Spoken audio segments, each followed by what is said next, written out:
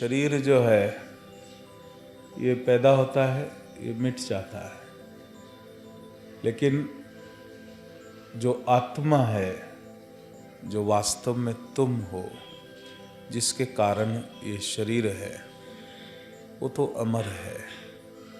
तो अपने आप को शरीर के बदले आत्मा जानना। जब व्यक्ति अपने आप को समझता है कि मैं ही आत्मा हूँ, तो उसके बाद उसके मन से भय धीरे धीरे समाप्त हो जाता है। फिर उसको परवाह ही नहीं।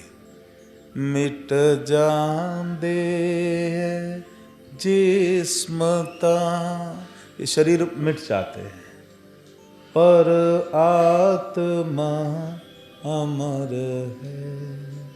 यानी कि मैं आत्मा हूँ, मैं तो अमर हूँ, मैं अविनाशी हूँ, मैं तो मिट ही नहीं सकता।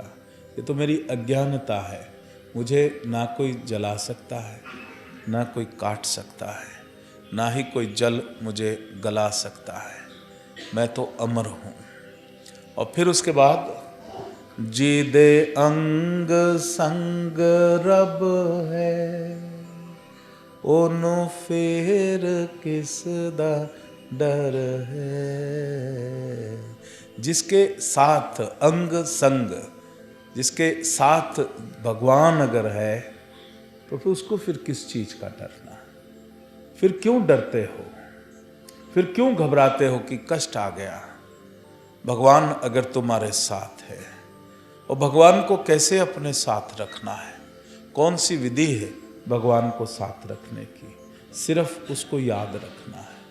जब कभी भी ध्यान कहीं भी खाली जाए, उस समय उस शिव को याद करना है। शिव को याद करते ही शिव तुम्हारे अंग संग आ जाएंगे। जहाँ जहाँ तुम चलोगे, साथ में भगवान शिव तुम्हारे साथ चलेंगे। तो हमेशा अपनी याद में तुम भगवान को याद रखो, हमेशा। तो तुम्हारी सोच फिर उल्टी तरफ जाएगी नहीं तो खाली बैठते हैं तो मन शैतान का घर, कहीं ना कहीं कूद जाएगा, कहीं ना कहीं किसी की बुराई देखेगा, कहीं ना कहीं कैसे किसी को नुकसान पहुंचाया जाए वो सोचता है।